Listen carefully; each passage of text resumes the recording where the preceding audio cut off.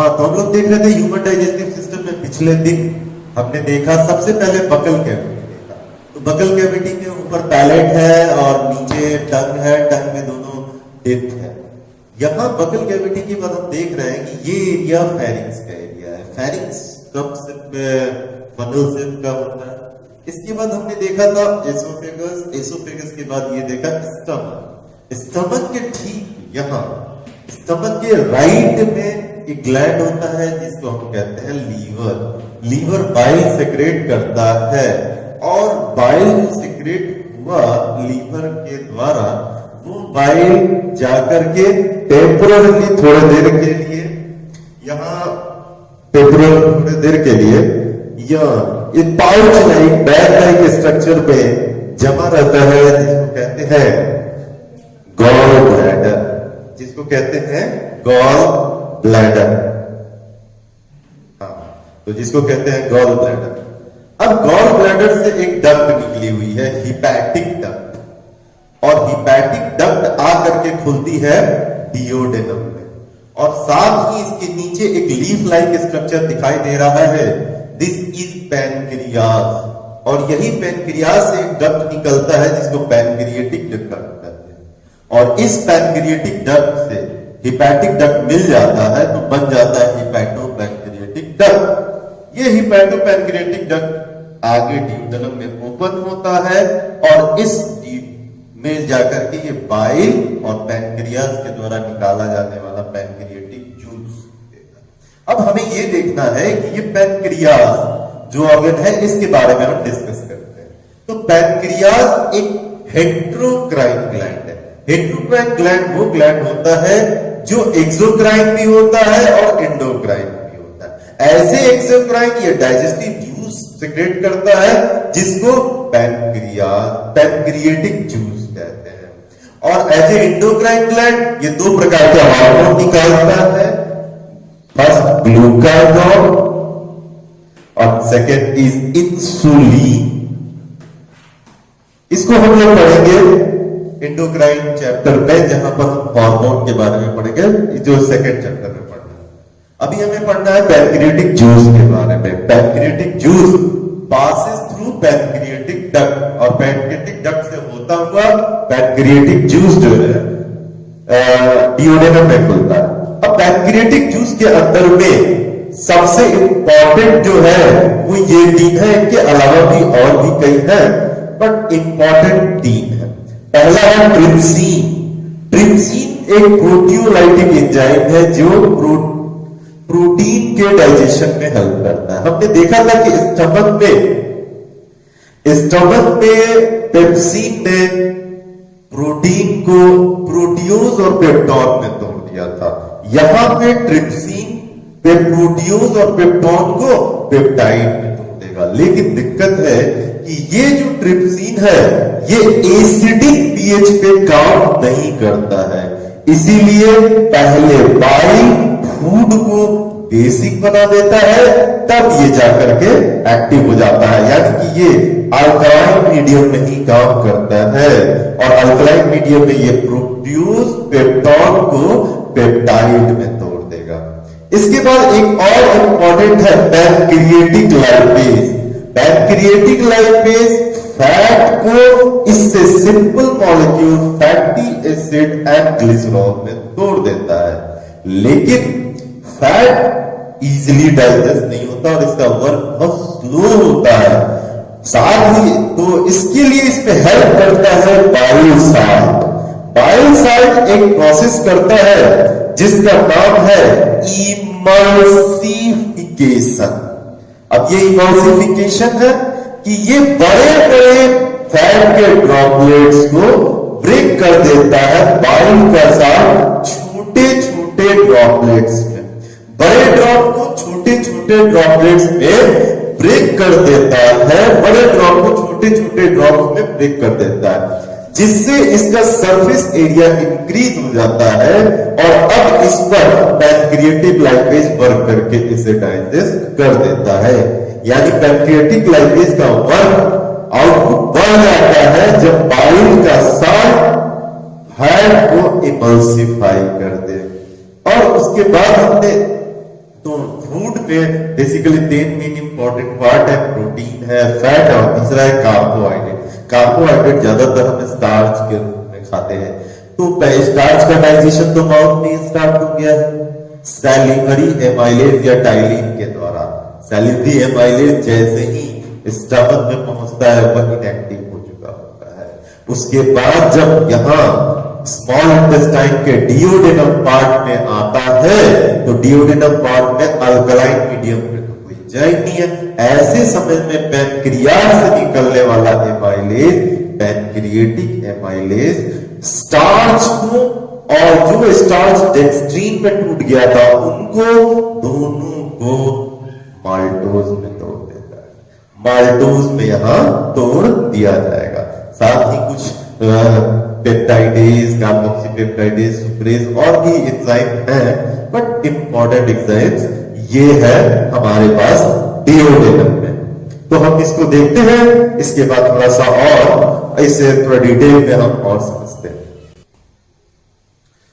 हाँ, तो डिओडेनम में हमने देखा, तो डिओडेनम में बेसिकली दो चीजों से जुड़ा हुआ है। हेपेटोपैनक्रियाटिक डक्ट के द्वारा लाया जा रहा है बाइल। बाइल के अंदर में दो पार्टिकल है, बाइल के साल्ट, बाइल के पिगमेंट।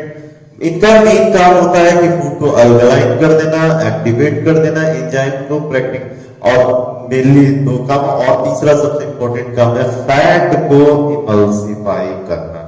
फैट को इमल्सिफाई करते हैं।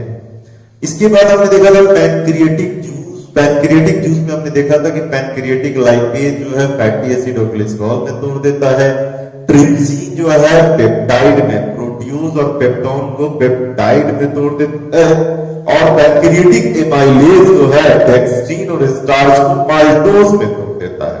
इसके बाद जब इंटेस्टाइन हम आगे बढ़ते तो इंटेस्टाइन का दूसरा पार्ट है जेजुनम। जेजुनम जो है इसमें भी कुछ ग्लैंड पाए जाते हैं इसके वॉल में। इसके वॉल में जो ग्लैंड पाए जाते हैं उनसे जो जूस निकलता है, डाइजेस्टिव सेक्रेशन होता है, उसे इंटेस्टिनल जूस कहा जाता है। इंटेस्टिनल जूस या उसी का दूसरा नाम है सक्कस इंटेरिकस। सक्कस इंटेरिकस। अब सक्कस इंटेरिकस में कुछ इंपॉर्टेंट जो भी यहां माना जाता है कि लगभग सारा डाइजेशन यहां जेजुनम में ही हो जाएगा। इसके बाद एब्जॉर्प्शन होता है। तो सक्कस इंटेरिकस में रिलीज होने वाले इंपॉर्टेंट और डाइजेस्टिव एंजाइम है एरेप्सिन, माल्टोज, सुक्रेज, लैक्टेज। तो एरेप्सिन प्रोटीन को फाइनली डाइजेस्ट कर देता है। हम देख रहे हैं कि प्रोटीन अब तक हमें पेप्टाइड के रूप में मिला। पेप्टाइड को एरेप्सिन अमीनो एसिड में तोड़ देता है और अमीनो एसिड एब्सॉर्बेबल है, डाइजेस्टिबल, पूरा डाइजेस्ट हो चुका है। अब ये एब्सॉर्ब हो जाएगा बॉडी के द्वारा। दूसरा है माल्टेज। माल्टोज स्टार्च की जो शुगर है डाइजेस्ट हो गया है माल्टोज में, उसको ग्लूकोज प्लस ग्लूकोज यानी दो मॉलिक्यूल सिंपल ग्लूकोज में तोड़ दिया देता है, जहां से वो एब्सॉर्ब हो जाएगा। हम खाना खाते हैं उसमें केन शुगर से मिलने वाला शुगर खाते हैं। ये एक प्रकार का शुगर होता है जिसे हम कहते हैं सुक्रोज। सुक्रोज को यहां सुक्रेज नाम का एंजाइम, जिसे एडवर्टेज भी कहते हैं, ये तोड़ देता है इसे ग्लूकोज प्लस फ्रुक्टोज में। ग्लूकोज प्लस फ्रुक्टोज में तोड़ देता है दोनों। ये ग्लूकोज और फ्रुक्टोज दोनों एक ही प्रकार का सिंपल साल्ट है, ओरिजिन अलग है और थोड़ा सा स्ट्रक्चर चेंज होता है। लैक्टोज मिल्क में पाया जाने वाला शुगर है, और मिल्क में पाया जाने वाला शुगर है जिसको लैक्टेज नाम का एंजाइम ग्लूकोज और गैलेक्टोज में तोड़ देता है। तो इस प्रकार हम देखते हैं कि जेजुनम में फाइनली सब कुछ डाइजेस्ट हो जाता है। सारा कुछ डाइजेस्ट हो गया। अब डाइजेस्ट होकर के फूड अपने आगे के पार्ट में पहुंचता है जिसे कहते हैं इलियम। इलियम में बेसिकली मेन काम होता है एब्सॉर्प्शन ऑफ सब्सटेंस। जैसे हम ये ट्यूब देख रहे हैं और इस ट्यूब में फूड जा रहा है, तो यहां फूड के वाल में बहुत सारे ब्लड वेसल्स आते रहते हैं और इन ब्लड वेसल्स में एब्सॉर्ब होकर सारा का सारा सब्सटेंस ब्लड में जाएगा। लेकिन यहां पर फूड बहुत जितने देर के लिए रुकेगा एब्जॉर्प्शन के लिए वो उतना काफी नहीं है। तो यहाँ एब्जॉर्प्शन के लिए सरफेस एरिया बढ़ जाए, इसके लिए एक खास प्रकार के स्ट्रक्चर्स पाए जाते हैं। ये फिंगर लाइक स्ट्रक्चर होते हैं।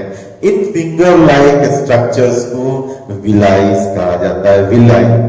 और फिर उनमें भी फिंगर लाइक स्ट्रक्चर होते हैं जिन्हें माइक्रो विलाई कहते हैं। तो ये है विला, विलाई सिंगुलर हो जाएगा विलस,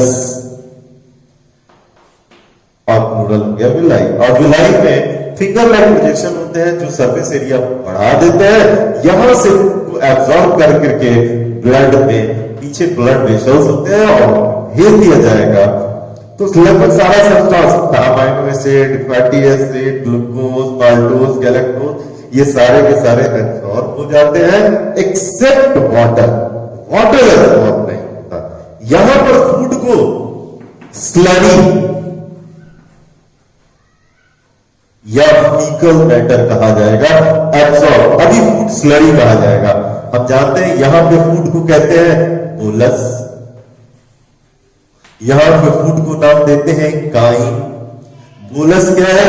तो बोलस सलाइवा में मिलने के बाद जब स्टिकी और राउंड शेप लेने लगता है, स्फेरिकल होता है, तो बोलस कहते हैं। यहां पेस्ट लाइक फूड और कलरलेस हो जाता है, यहां लिक्विड फ्लूइड जा रहा होता है, स्लट कहते हैं। और जब एब्सॉर्ब हो जाता है, उसके बाद फूड जब लार्ज इंटेस्टाइन में पहुंचेगा, उस वक्त इसे फीकल मैटर कहेंगे, फीकल मैटर। हम फीकल मैटर कहेंगे। तो इस प्रकार से स्मॉल इंटेस्टाइन में 3 पार्ट हो गए। 3 पार्ट, ड्यूडेनम, जेजुनम, इलियम।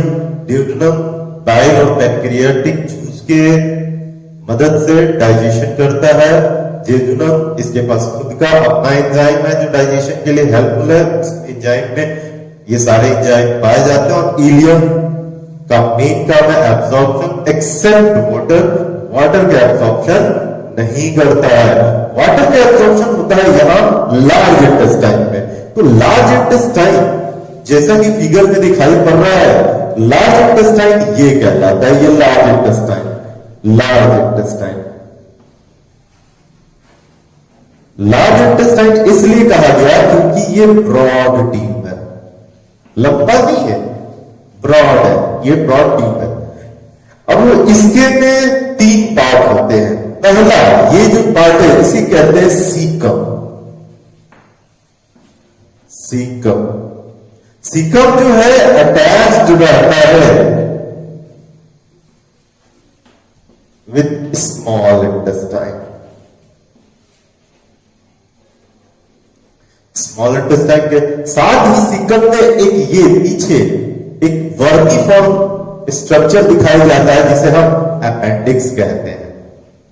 ये अपेंडिक्स भी होता है, ये वर्मीफॉर्म कीड़े की तरह दिखता है, वर्मीफॉर्म अपेंडिक्स। ये हमारे अंदर में एक वेस्टिजियल ऑर्गन है। वेस्टिजियल ऑर्गन का मतलब जिसका ह्यूमन बॉडी में कोई काम नहीं है, लेकिन अगर ये कभी भी जब भी इंफेक्टेड हो गया तो इसके अंदर में हाइड्रोलाइटिक एंजाइम होते हैं जो हमें नुकसान पहुंचाते हैं, और इस कंडीशन को एपेंडिसाइटिस कहते हैं। इस कंडीशन को एपेंडिक्स। इसके बाद का जो पार्ट है उसे कोलोन कहते हैं। इसके बाद के पार्ट को हम कहते हैं कोलोन। कोलोन में जो वेव लाइक आपको पार्ट दिखाई दे रहे हैं इसे हॉस्टोरिया कहते हैं, हॉस्टोरिया, हॉस्टोरिया कहते हैं। अब कोलोन यहां आप देख रहे हैं ये ऊपर की तरफ जा रहा है, that is called advancing colon. ये सीधा है, ट्रांसवर्स कोलोन, ट्रांसवर्स कोलोन। और ये नीचे की तरफ आ रहा है, that is called descending colon. Colon, अब कोलोन रिस्पॉन्सिबल है for the absorption of water. और ये सब टोटल तीनों में एब्जॉर्प्शन होता है। Colon basically absorption of water यहां हो रहा है, देख पा रहे हैं या एब्जॉर्प्शन। और कोलोन, सिक्कम, कोलोन, तो हमने देखा कोलोन में भी जो है 3 पार्ट है। और ये जो लास्ट में ब्रॉड पाउच लाइक स्ट्रक्चर दिखाई पड़ता है, this is rectum.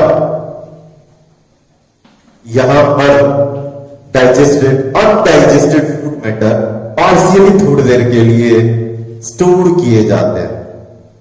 Undigested food storage होता है, और जब ये फुलफिलमेंट हो जाती है तो यहां एक ओपनिंग है, लास्ट ओपनिंग, जिस ओपनिंग को एनस कहते हैं, और एनस के रास्ते निकाल दिया जाता है। एनस ये सर्कुलर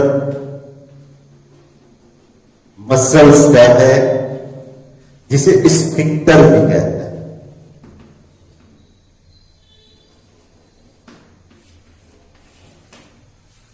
तो इस स्ट्रक्चर में अगर आप समझना चाहें तो स्ट्रक्चर में हम देखते हैं कि स्ट्रक्चर का जो मेजर ऑर्गन ये पूरा का पूरा एक कैनाल के रूप में होता है। इसे हम एलिमेंट्री कैनाल कहते हैं। एलिमेंट्री कैनाल में मेजर पार्ट है buccal cavity, firings, oesophagus, stomach, small intestine, large intestine. अब फूड के लिए हमने विभिन्न अलग अलग जगहों पे पढ़ा। अब डाइजेशन में हम अगर देखें तो एक तरीका है कि हम फूड को डाइजेशन के रूप में देख सकते हैं कि फूड मेजरली कैसे डाइजेस्ट होता है।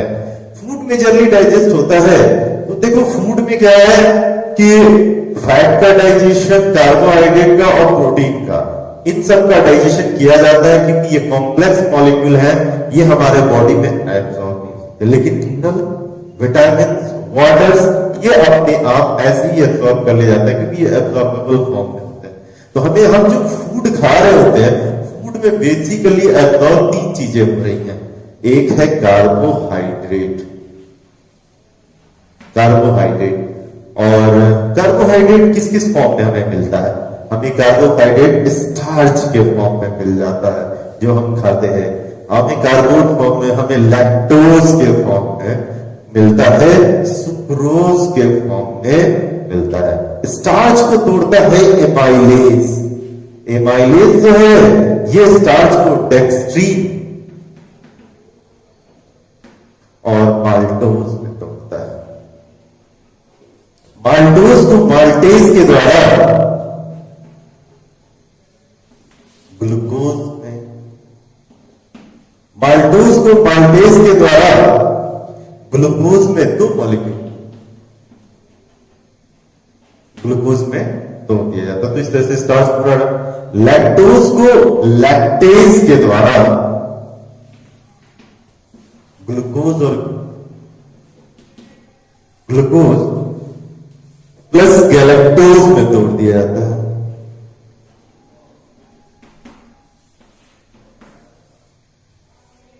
और सुक्रोज को सुक्रेज के द्वारा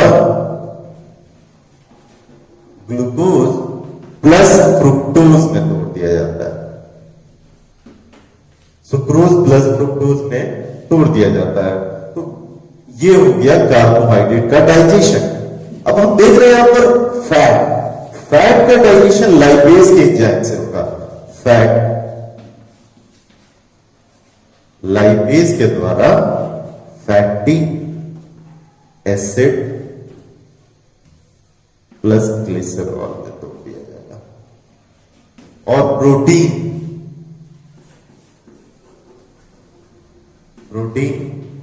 स्टमक में पेप्सिन के द्वारा प्रोटियोज प्लस पेप्टोन्स में तोड़ा जाता है। यहां से ये ट्रिप्सिन के द्वारा पेप्टाइड में तोड़ा जाता है, और ये चीज होती है डिओडेनम में। फिर इसके बाद इरेप्सिन के द्वारा